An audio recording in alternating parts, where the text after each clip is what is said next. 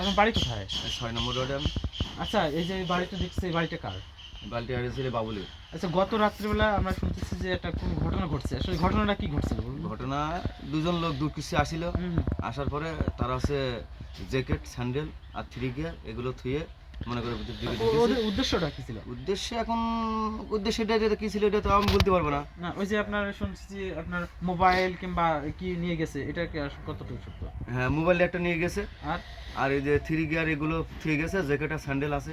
আচ্ছা, এগুলো এগুলো কি থানা এগুলো পুলিশে হেফাজতে? থানা হইলে পুলিশ আপনি হেফাজতে। ওই রাত্রিবেলা কি এসেছিলেন? আমি মানে আমি ফোন পাওয়ার পরে আমি আইছি। আচ্ছা, না? আইসে দেখলাম যে এগুলো পাইছে, ওসি স্যার আইছিল, আইসি স্যার পরে এগুলো নিয়ে গেছে গেছে। আচ্ছা, আচ্ছা।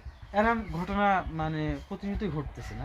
প্রতিনিধি এখন তো আমাদের এই হরিশপুর গ্রামে তো এরকম কোনো পরিবেশ এখন হয়নি। হুম। এখন সামান্য এটা আপনার এটাই কি মনে হয় যে এগুলো কারা করতেছে? এখন কি কারা করতেছে এগুলো তো আমিও তো বুঝতে পারছি না। এখন তো আমাকে তো ইউনিয়নে তো এরকম কোনো পরিবেশে আজ পর্যন্ত ঘটেনি। ঘটেনি না? এখন প্রথমে আজকে এই কাহিনীটা এই যে কাল রাত্রে একটু এই যে আমাদের যখন একটা ধারণা, অনেকে ধারণা করতেছে এই যে সুপারি গাছ থেকে উঠে আর পাঁচিল টপকে গেছে, যাওয়ার পরে ওই ঘুমান্ত অবস্থায় তাদের বাড়িতে ঢোকে এবং তাদের যে মালামাল লুট করা, তাদের অসৎ উদ্দেশ্যে মালামাল লুট করার জন্য এই চোর চক্র বা ডাকাত চক্র এসেছে।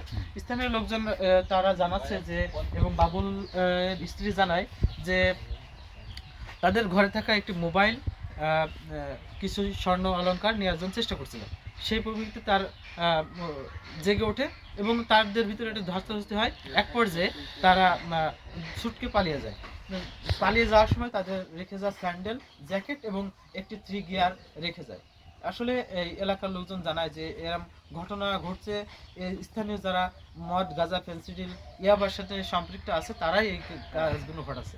আসলে এই শীত মৌসুমে এরকম দুশ্চিন্তা চুরি ডাকাতি ঘটনা ঘটে থাকছে। আর আসলে আমি আবারও দেখানোর চেষ্টা করছি যে এই যে বাড়িটা চারিদিকে প্রাচীর দেওয়া, আসলে তাদের উদ্দেশ্য ছিল যে একটা বড় ধরনের ক্ষতি করা যায়। বাবুলের স্ত্রী যদি টের না পেত, অবশ্যই তার বড় ধরনের ঘটনা ঘটতো।